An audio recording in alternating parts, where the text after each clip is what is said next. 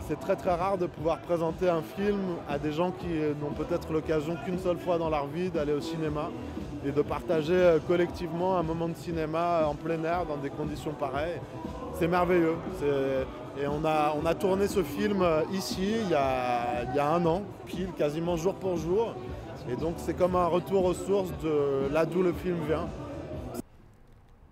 I read on Wikipedia that not only did you like stories like Far From Men, what's interesting is you can transpose it to Palestine, or even situations where there is a community, there's a gulf between communities, as you saw in Ferguson, as you've seen in a lot of places in the U.S., you know, in terms of the relationship between law enforcement and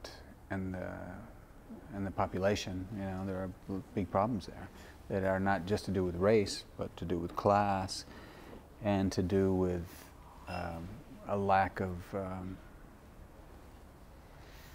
safeguards with respect to the population, a lack of oversight by government, you know, which has turned a blind eye. And this has accelerated, obviously, you know, to a large degree since in the last 13 years, you know, since the quote-unquote war on terror has become so important.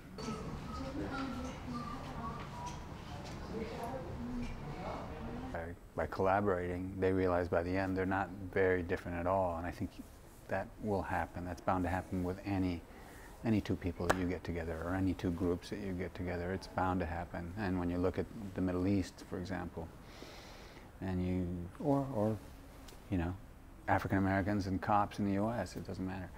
And you see such a gulf, and you think, well, there's just so much damage has been done. There's so much blood has been spilled. It's going to take generations to fix this. I don't know if they can ever really trust each other, if they can ever really work together. Palestinians,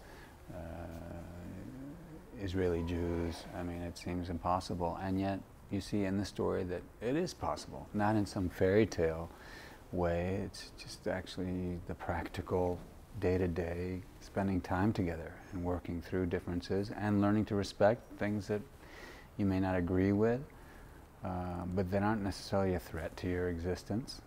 In the 20th of December, they will play the final of the World Championship of Clubs.